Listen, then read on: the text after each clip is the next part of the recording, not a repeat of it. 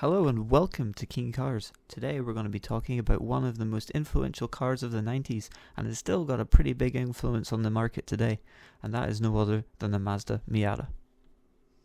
The story starts back in the 70s with a journalist known as Bob Hall. One thing you need to know about Bob Hall, he's a huge car enthusiast. Specifically, he loved Lewis. He loved a lightweight, low power, fun little car that you can throw about and have a lot of fun with. But the British car scene was pretty bad. The cars were unreliable, they had tons of issues, and as you know the saying goes, lots of trouble, usually serious. So he wanted to revive the British sports car, but he wanted to do it in a way that was reliable and affordable. So he reached out to Mazda and sent them a sketch for what would then become the Miata. The sketch was received by the head of R&D at Mazda, Kenichi Yamamoto.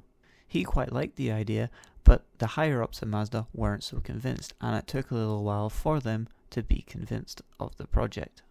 But eventually they got on board, and the idea for the Mazda Miata was born.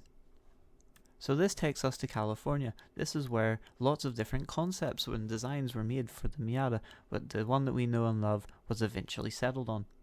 Weighing at just 980 kilos, or 2,000-ish pounds, the Mazda Miata is an incredibly light car, with a 4-cylinder engine. It started off with a 1.6 litre variant, and later on we got a 1.8 for a bit more power.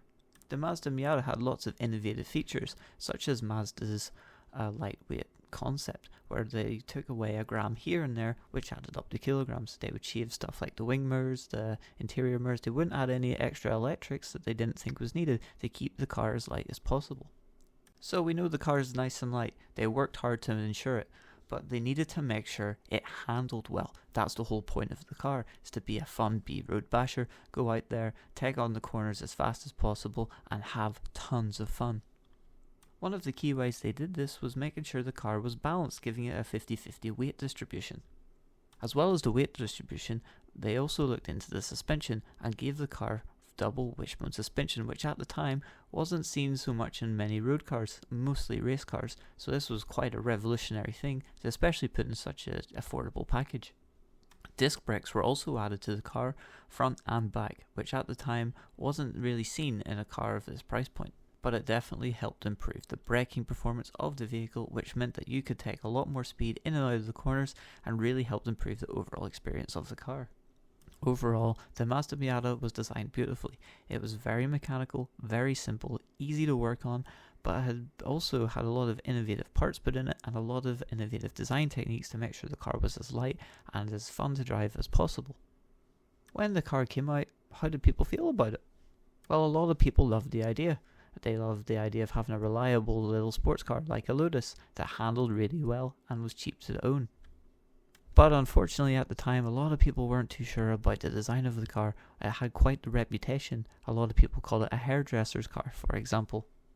Thankfully, over the years, this stereotype slowly fell away, especially in the last 10 years or so, and this car has become a cult classic. Despite some of the stereotypes that this car gained whenever it was first released, as soon as these cars hit the dealerships, they were gone. People were buying them up left, right and centre. It quickly became the most sold roadster in history, a record that still stands today with over 1 million units sold. And as the years went on, the Mazda Miata only seemed to get more and more popular. There were different variants. There was a Mark II, 3 and 4 that have come out since. And all of these cars are absolutely brilliant.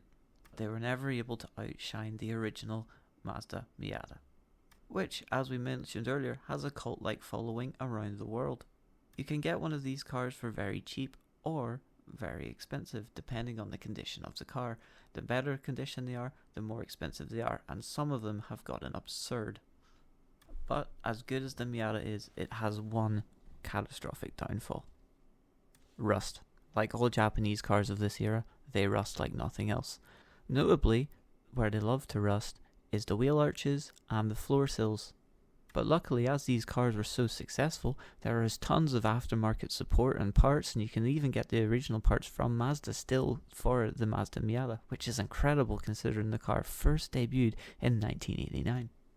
I myself have taken use of this with my own Mazda and have spent a lot of money on original parts restoring it and kind of upgrading it to make it more fun and more personal to me, which is something I love about the Miata. Almost anyone can do anything they like with them. Due to this incredible amount of aftermarket and OEM support for the car, you can see all kinds of crazy builds on them, and that's what I love about them, is that you can build one to do whatever you desire it to do, and it will do it. But despite all of this, there was still a lot of cars that have unfortunately succumbed to the rust situation. You see, a lot of these cars have had a tough life, as at one point, due to the amount of Miatas there were, you could get one pretty cheap. So people used them for race cars and all sorts of things, and people just didn't really care about them. So a lot of them rusted away, got crashed, got damaged, and unfortunately now that means that to get a clean one is very hard to do. And a clean one can be very expensive when you do find one. So if you can, I would grab one now before they get too expensive. See it as an investment for the future. So thanks very much for watching, everybody. Don't forget to comment, rate, subscribe, all of that good stuff, and we'll see you in the next one.